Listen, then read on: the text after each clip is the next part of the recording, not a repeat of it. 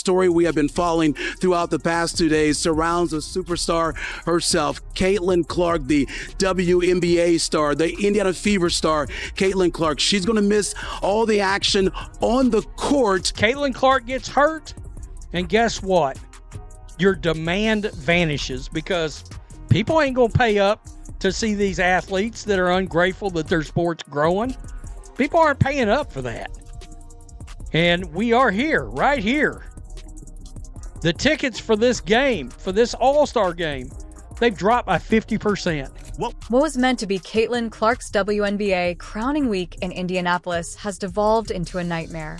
In anticipation of high attendance and enormous profits, the city placed a huge 34-story Clark advertisement on the JW Marriott. Instead, the All-Star Game was boycotted by irate fans and left empty seats. Everyone is asking the same question. How did the league transform the hometown celebration of its top talents into a financial catastrophe? What was Kathy Angelberg's last statement about the All-Star Weekend officiating crisis? The response highlights every issue with the WNBA's treatment of the athletes who genuinely attract fans. If you believe the WNBA will ever learn its lesson, please share your thoughts in the comments section below. Come on, let's go.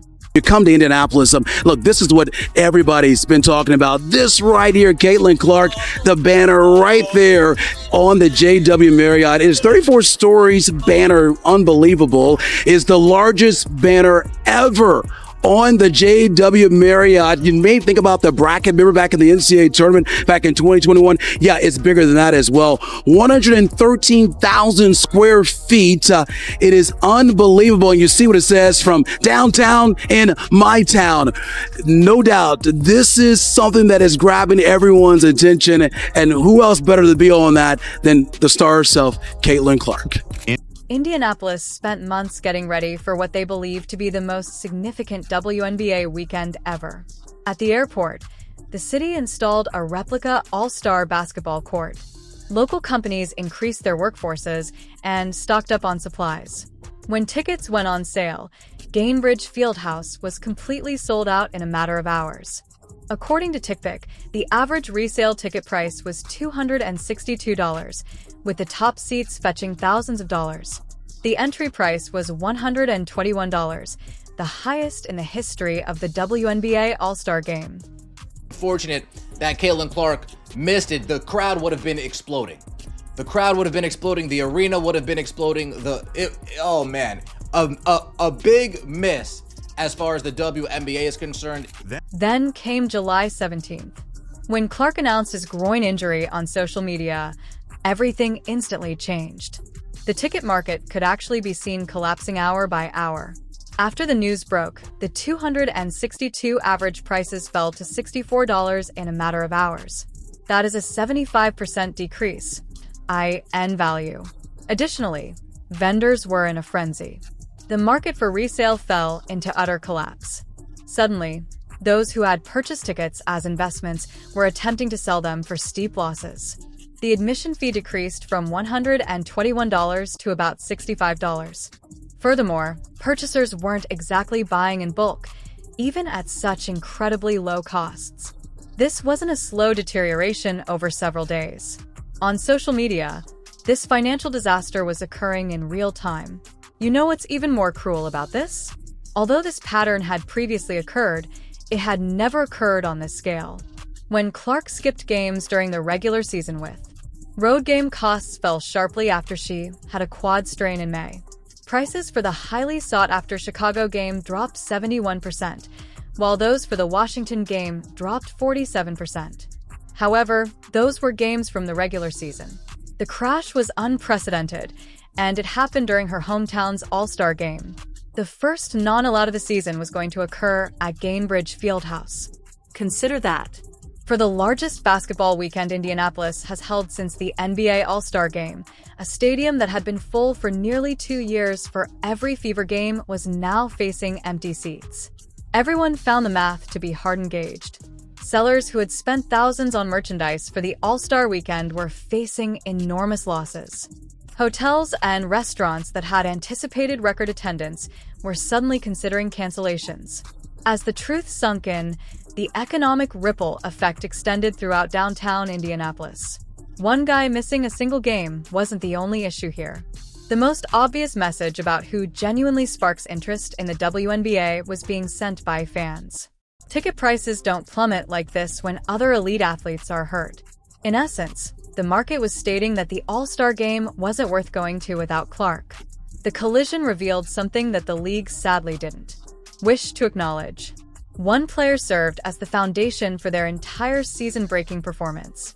All of those revenue milestones and attendance records abruptly seemed much less impressive without her.